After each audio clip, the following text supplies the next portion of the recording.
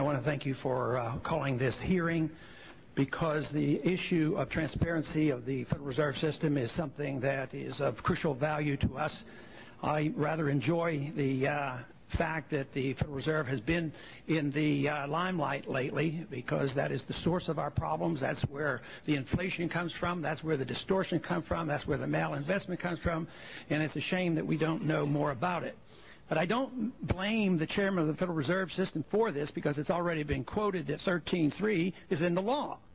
So a lot of responsibility falls on us here in the Congress. Also in Title 13, Chapter 7 of Subtitle 1, says that the GAO has authority to audit the Federal Reserve Board, the Federal Reserve banks, as well as the FDIC and the comptroller of the currency.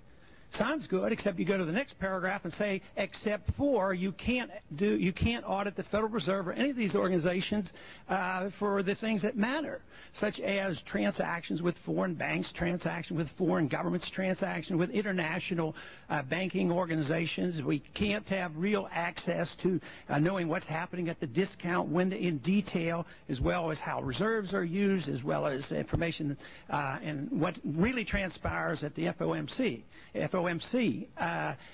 The fact that we have information dribbling out to us, that's one thing. But, you know, for instance, in the last about 2 years ago, we've been denied the information that a lot of people consider rather important, and that is the total money supply. What is M3 doing?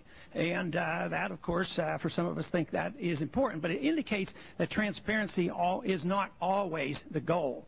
The question we in the Congress have to ask is, why is it that the Congress is so eager to give up their prerogatives and their responsibilities, whether it's in foreign policy, whether it's giving the executive branch the authority to go to war without the Congress saying much, or whether it's turning over the monetary system to somebody that can operate essentially in secrecy and deal not with a few $100 billion, like $800 billion here and there, but tens of trillions of dollars when it adds up.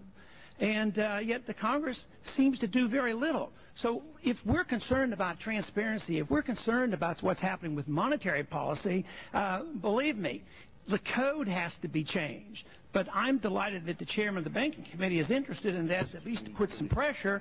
We do get bits and pieces and dribbles out of information.